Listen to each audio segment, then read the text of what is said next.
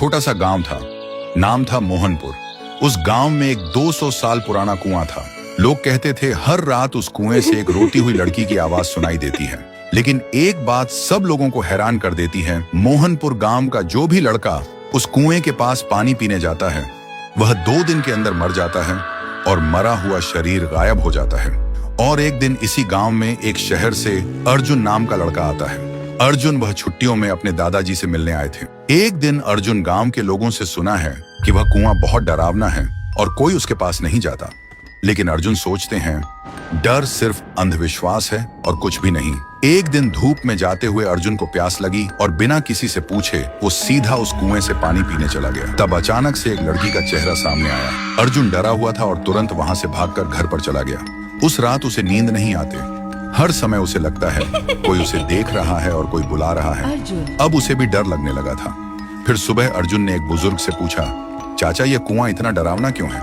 चाचा ने बोला, यह कुआं बहुत पुराना है। यहाँ से आधी रात में एक लड़की की रोते हुए आवाज निकलती है और वह लड़की हमेशा लड़कों को ही अपना शिकार बनाता है। आज तक इसका राज कोई समझ नहीं पाया।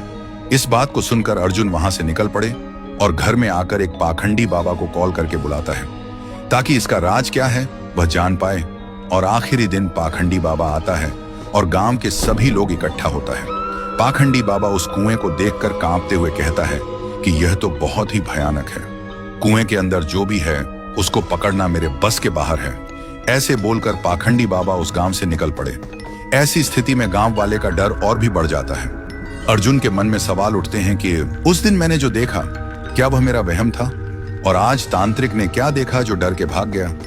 आखिरी दिन अर्जुन आधी रात में कुएं के पास एक पेड़ के पीछे छुप जाता है। अर्जुन देखा है कि कुएं के अंदर से एक अजीब सा रोने वाला लड़की का आवाज सुनाई देता है और तभी कुएं के अंदर से एक लड़की बाहर निकलती है। थोड़ी देर बाद एक लड़का गाड़ी लेकर गांव से गुजरता है। वह लड़की उसके सामने आ जाती है और लड़की उस लड़के को मार देता है और लड़के का शरीर गायब हो जाता है। अर्जुन यह सब देखकर हैरान रह जाता है। उसके दिमाग में एक ही सवाल घूमता है कि यह लड़की कौन है जो लड़के को ही अपना शिकार बनाते हैं, लड़कियों को क्यों नहीं? तो दोस्तों, अगर आपको जानना है कि उसे कुएं में वह लड़की कौन था और वह सिर्फ लड़कों को ही क्यों अपना शिकार बनाती है, तो कमेंट करो, पार्ट 2 चाहिए।